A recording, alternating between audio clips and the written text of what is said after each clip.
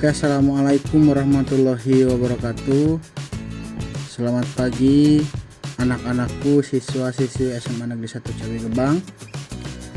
Hari ini kita akan melanjutkan materi, di mana materi yang sekarang akan kita pelajari itu mengenai masa pemerintahan Abdurrahman Wahid dari tanggal 20 Oktober 1999 sampai dengan 23 Juli 2001. Ini melanjutkan bab struktur politik dan ekonomi Indonesia pada masa reformasi sampai sekarang. Jadi kemarin kan sudah mempelajari mengenai masa pemerintahan B.J. Habibie, dan pada hari ini kita akan mempelajari masa pemerintahan Abdurrahman Wahid atau Gus Dur. Kita tahu masa pemerintahan Abdurrahman Wahid dimulai ketika lengsernya Presiden B.J. Habibie dan pelaksanaan pemungutan suara oleh MPR mengenai pemilihan presiden, ya. Jadi kita tahu kemarin sudah dibahas bahwasannya laporan pertanggungjawaban atau pidato pertanggungjawaban B.J. Habibie itu ditolak oleh MPR, sehingga sebenarnya B.J. Habibie itu tidak dipecat atau tidak diberhentikan, namun tidak mengikuti kembali pemilihan umumnya, pemilunya, tidak mencalonkan diri lagi, gitu. Nah, di sini pemilihan Abdurrahman Wahid itu tidak melalui pemilu secara langsung, namun melalui pemungutan suara dari lembaga legislatif, dari DPR, ya. Jadi kan DPR pada hakikatnya merupakan perwakilan rakyat, ya. Jadi Gus Dur ini dipilih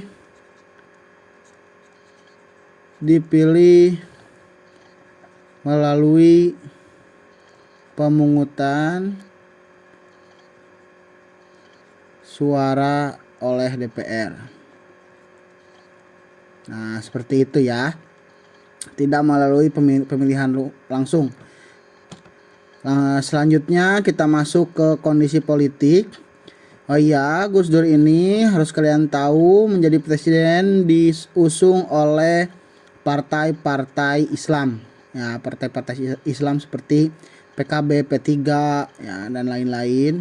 Juga PAN mendukung Gus Dur ini. Nah, kita masuk ke kondisi politik. Kondisi politik ini langsung ke pembentukan Kabinet Persatuan Nasional. Nama Kabinet Gus Dur adalah Kabinet Persatuan Nasional. Ingat-ingat, ya. Nah, di sini wakil presidennya kita tahu adalah Megawati, seperti itu. Kabinet Persatuan Nasional ini merupakan koalisi dari partai-partai Islam tadi ditambah PAN dan PDI. Nah, seperti itu. Terus nomor 2, pemubaran Departemen Sosial dan Penerangan. Nah, kita mungkin tahu, ya, Departemen ini kalau kita sebut sekarang kementerian. Departemen Sosial udah tahulah gimana. Nah, sementara ini Departemen Penerangan maksudnya apa? Ingat, Departemen Penerangan di sini bukan berarti PLN, ya. Bukan berarti departemen yang menerangi lampu-lampu, bukan. Kalau sekarang Departemen Penerangan ini adalah Kementerian Informasi dan Komunikasi, ya.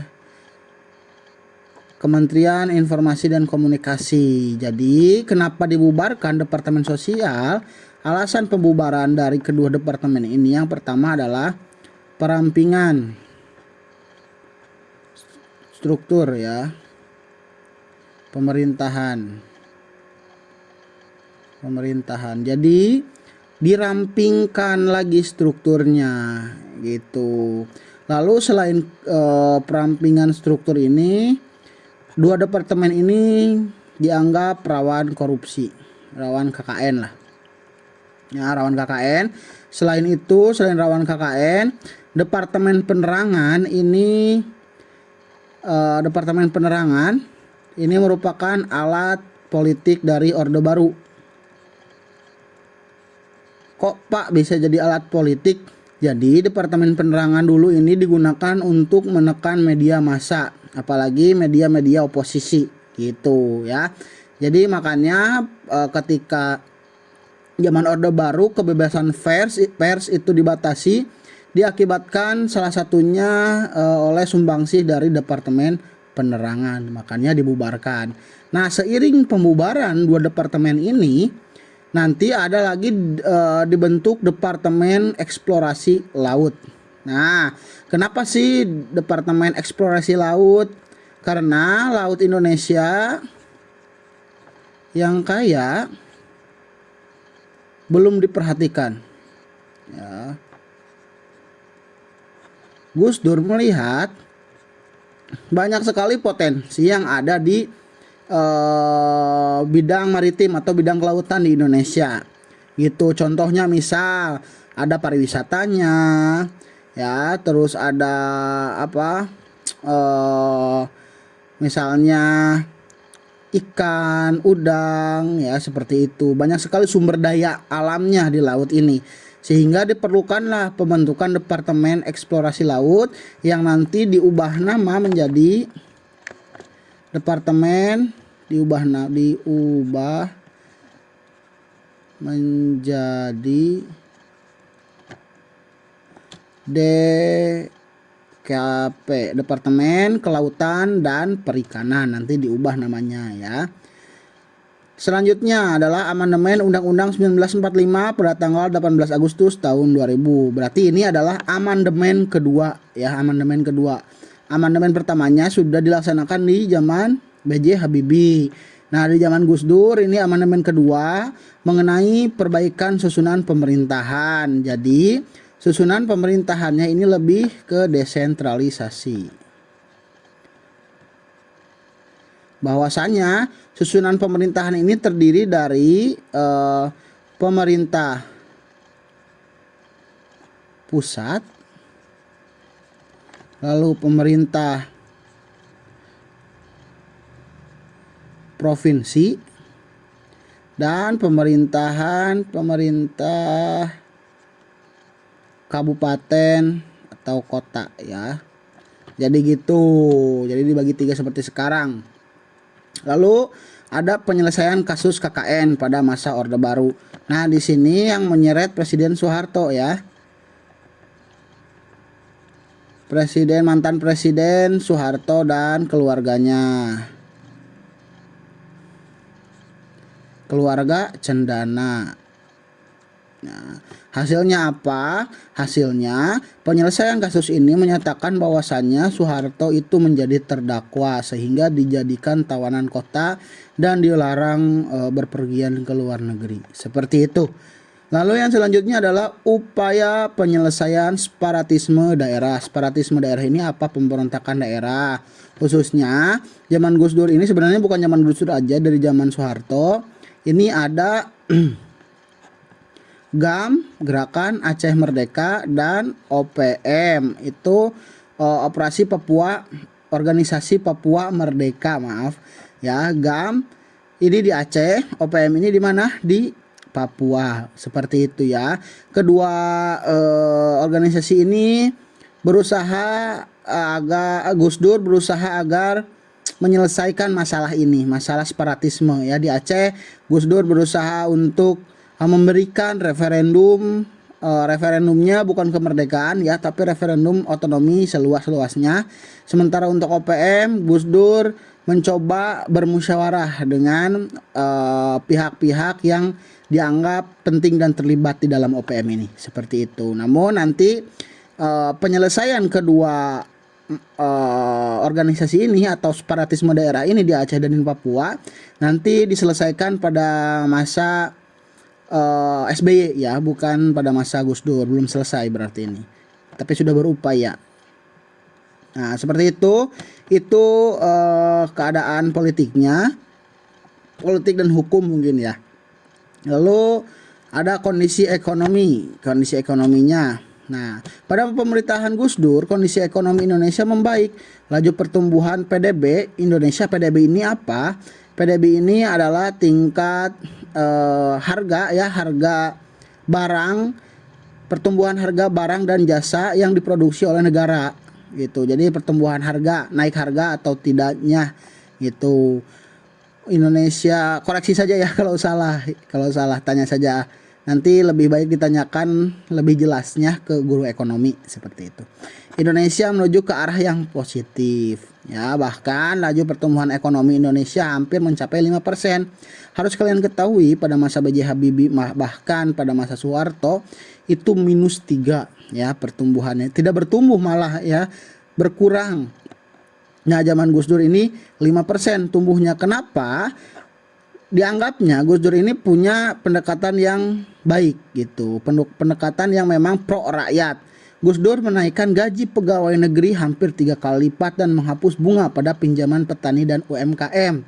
Jadi Gus Dur menaikkan gaji pegawai negeri ini bertujuan untuk apa? Agar dibelanjakan uang tersebut untuk menggerakkan perekonomian rakyat. Lalu menghapus bunga pada pinjaman petani dan UMKM. Ya, jadi hanya bayar pokoknya aja pinjamannya, enggak bayar bunga. Kenapa? Karena petani dan UMKM ini dianggap sebagai tiangnya perekonomian rakyat. Kalau misalnya petani dan UMKM ini tidak bergerak atau matilah perekonomiannya, maka perekonomian negara juga akan mati. Sehingga Gus Dur menilai petani dan UMKM ini harus bergerak, ya, harus berkembang. Makanya dengan beberapa pendekatan Gus Dur mampu meningkatkan laju pertumbuhan ekonomi Indonesia hampir mencapai 5%. Itu tidak dalam 32 tahun loh, ya. Itu hanya dalam beberapa tahun saja. Lalu yang selanjutnya kondisi sosial. Kita tahu Gus Dur ini dianggap sebagai presiden yang pluralis ya, pluralis itu apa? Menghargai perbedaan lah intinya seperti itu. Gus Dur ini yang pertama mengakui Konghucu sebagai agama nasional ya, sebagai agama resmi. Ya, agama negara, agama resmi. Sebelumnya tidak, sebelumnya belum ya. Bahkan kita tahu di zaman Orde Baru ini apalagi tahun 98 puncak-puncaknya itu terjadi diskriminasi terhadap kaum Tionghoa. Lalu menetapkan Imlek sebagai hari libur nasional. Nah, makanya sekarang Imlek itu tanggal merah itu sumbangsi dari Gus Dur gitu. Pengembalian nama Irian Jaya menjadi Papua. Kita tahu dulu zaman Orde Lama dan Orde Baru nama Papua itu adalah Irian Jaya. Dikembalikan lagi ke nama aslinya yaitu Papua.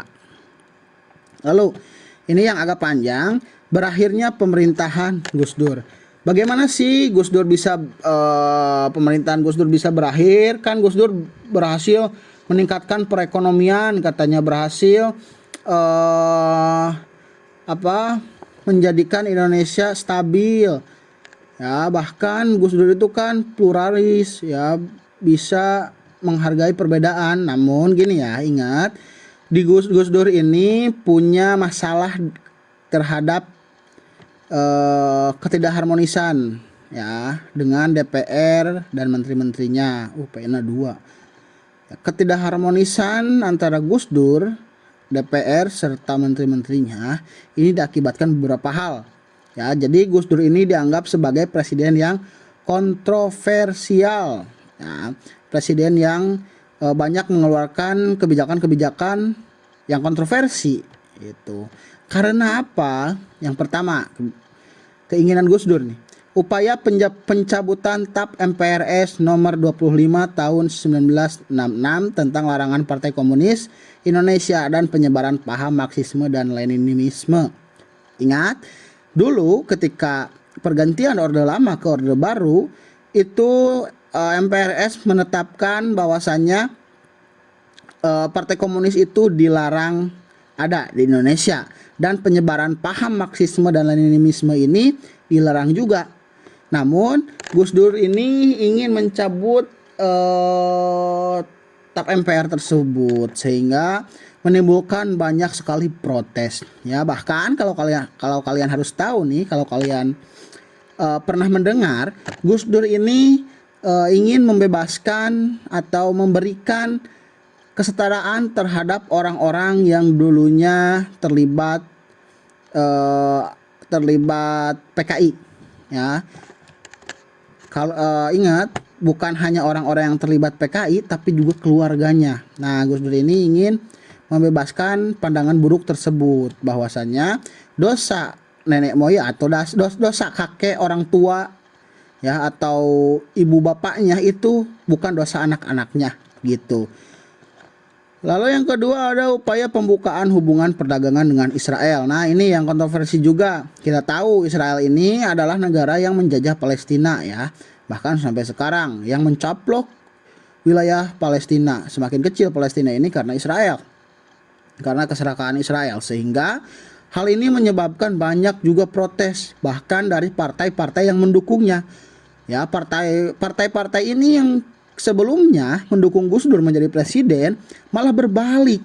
Berbalik apa? Berbalik karena ini kebijakan Gus Dur ya ketika ingin membuka perdagangan dengan Israel ini ditentang apalagi oleh partai-partai Islam ya. Kebijakan pertama juga pasti ditentang oleh partai-partai Islam. Tentu saja kebijakan yang ini apalagi berhubungan dengan Israel ya.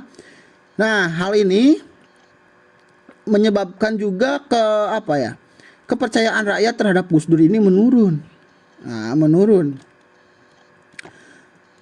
Apalagi ketika nanti pengangkatan Kapolri baru tanpa persetujuan DPR. Di sini tentu saja jika presiden ingin mengangkat Kapolri ataupun jenderal TNI itu harus persetujuan DPR. Ini tidak, sehingga semakin meruncinglah perseteruan antara Gus Dur ini dengan DPR. Banyak ya menteri-menteri Gus Dur yang mengundurkan diri gitu karena tidak setuju dengan keinginan Gus Dur. Apalagi yang dua ini nih, upaya pencabutan TAP MPRS nomor 25 tentang PKI dan pembukaan hubungan perdagangan dengan Israel. Tentu saja nih yang ini nih, yang perdagangan dengan Israel melanggar pembukaan Undang-Undang Dasar 1945 ya, tentang kemerdekaan ialah hak segala bangsa dan ikut serta melaksanakan perdamaian dunia gitu. Itu sudah melanggar ya poin-poin tersebut. Lalu memberhentikan menteri-menterinya tanpa alasan yang jelas ya. Jadi contoh menteri yang diberhentikan adalah Menteri Perdagangan dan Perindustrian siapa, yaitu Yusuf Kala diberhentikan. Kenapa diberhentikan? Karena Gus Dur menganggap Yusuf Kala ini telah melakukan korupsi, namun tidak ada bukti dari Gus Dur ya, jadi tidak jelas. Lalu yang kedua, diduga terlibat Buloget ya. Buloget itu apa? Jadi Buloget ini adalah penggunaan dana kesejahteraan karyawan Bulog. Jadi Gus Dur ini sebagai pemimpin atau ketua dari Departemen Bulog mungkin ya gitu. Lalu ada Brunei Gate. Brunei Gate ini adalah penggunaan dana bantuan dari Sultan Brunei Darussalam. Ya, jadi ada bantuan dari Sultan Brunei. Besarannya berapa sih? Kalau Buloget ini 35 miliar. Sementara Brunei Gate ini 2 juta ya US dollar. Nah, cukup besar ya, sangat besar.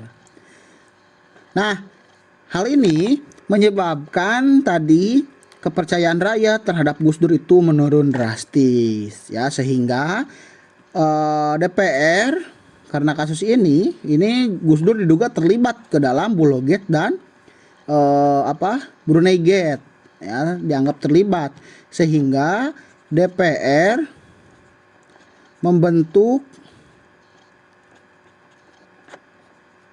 pansus. Pansus ini apa? Panitia khusus untuk menyelidiki apakah benar Gus Dur terlibat di dalam Buloget dan Brunei Gate itu. Nah, hasilnya apa? DPR menerima hasilnya dari pansus ini ya, lalu mengeluarkan memorandum. Ada 2 memorandum ya. Memorandum ini apa? Peringatan lah ya, peringatan terhadap Gus Dur. Berarti kalau dikeluarkan memorandum, hasil dari pansus ini hasilnya itu negatif ya, berarti diduga terlibat gitu, merenya dituduh lah seperti itu. Nah, di sini Dikeluarkan dua memorandum. Memorandum pertama ini dikeluarkan agar Gus Dur ingat atau peringatan bahwa Gus Dur melanggar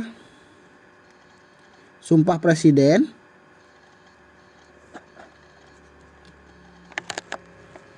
ya, melanggar Sumpah Presiden dan melanggar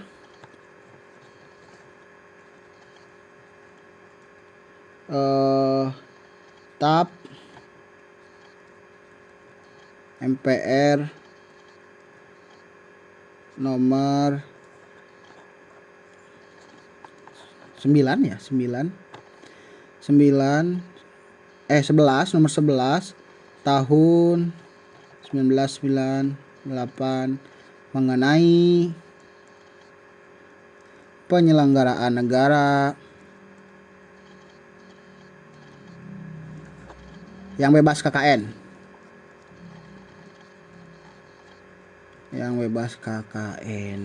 Seperti itu ya. Nah, ketika dikeluarkan memorandum, Gus Dur tidak mau mengakui, ya, tidak mau, dah memang Gus Dur merasa tidak tidak melakukan hal tersebut, ya, tidak menggubris hal itu. Lalu pada akhirnya dikeluarkan lagi memorandum kedua. Ya, memorandum kedua itu dikeluarkan sama isinya mengenai peringatan, ya, sama. Jadi diingatkan deui. Nah, karena memang memorandum pertama tidak diterima oleh Gus Dur.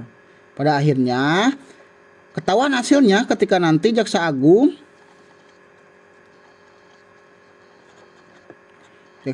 nama Jaksa Agungnya ini adalah Marzuki Darusman, menyatakan bahwasannya Gus Dur tidak terlibat terhadap Pulau Gate dan Brunei Gate, jadi tidak bersalah gitu. Lalu Gus Dur mengancam akan mengeluarkan dekret presiden, ya, akan membekukan DPR kalau misalnya DPR melaksanakan sidang istimewa MPR. Jadi DPR ingin melaksanakan sidang istimewa, ya, mengenai apa, membahas apa? Membahas mengenai pemberhentian Gus Dur. Jadi DPR ini berusaha agar Gus Dur ini diganti, ya. Lalu Gus Dur mengancam akan mengeluarkan dekret presiden tanggal 22 Juli. Ini dikeluarkannya tanggal 22 Juli 2001, ya. Mengancam akan membekukan MPR DPR. Pada akhirnya sidang MPR istimewa MPR ini dilaksanakan, ya. Sidang istimewa MPR ini terjadi, maka dari itu dikeluarkanlah dekret presiden tanggal 22 Juli 2001 yang berisi sebelumnya, ingat, DPR ini ingin melaksanakan sidang istimewa MPR karena ingin menurunkan Gus Dur. Gus Dur mengancam kalau misalnya DPR melaksanakan sidang istimewa MPR, DPR akan dibekukan dan pemilu akan dipercepat. Otomatis kalau pemilu dipercepat, ini pemilu legislatif, ya. Kalau pemilu dipercepat, maka DPR akan diganti dengan DPR yang baru. Maka dari itu Gus Dur akhirnya mengeluarkan dekret presiden karena sidang istimewa ini terjadi, ya. Tesieun ku ancamanana DPR teh gitu. Memang persetujuan Gus Dur dan DPR ini sudah terlihat, ya. Nah, isinya membukukan MPR dan DPR, mengembalikan kedaulatan ke tangan rakyat, dan membekukan partai Golkar. Kade ingat, ya, 3 poin ini. Nih. Dekret presiden 22 Juli tahun 2001. Ya. Lalu karena dikeluarkan dekret presiden ini, wah, politik Indonesia kacau. Perseteruan antara eksekutif dan legislatif. Tapi berjalan tidak. Dekret tidak berjalan, ya. Kenapa? Karena TNI dan Polri tidak melaksanakan keinginan Gus Dur. karena TNI dan Polri ini sudah bertekad tidak ingin terlibat ke dalam politik, sehingga tidak melaksanakan perintah dari Gus Dur untuk mengamankan dekret presiden. Seperti itu. Ingat, TNI dan Polri ini sudah dipisah, bukan ABRI lagi, tapi TNI, Polri. TNI fokus terhadap fokus menjaga kedaulatan wilayah RI, sementara Polri fokus bertugas untuk menjaga keamanan. Seperti itu, sehingga ketika sidang istimewa MPR ini selesai, nah nanti pada tanggal 23 Julinya Gus Dur resmi berhenti. Itu Gus Dur bukan 22 Juli, ini 21 Juli 21 Juli 2001. Nah, ketika hasil dari sidang istimewa MPR ini keluar, hasilnya Gus Dur lengser dan digantikan. Pada akhirnya Gus Dur diganti oleh Megawati tanggal 23 Julinya 2001. Seperti itu. Oke, takut terlalu panjang nih Sampai sini dulu pembelajaran kita kali ini. Kita akan melanjutkan pembelajaran minggu depan mengenai masa pemerintahan Megawati. Seperti itu. Terima kasih atas perhatiannya. Mohon maaf bila ada hal-hal yang memang kurang berkenan disampaikan. Semoga hari ini menyenangkan Sampai jumpa. Wassalamualaikum warahmatullahi wabarakatuh.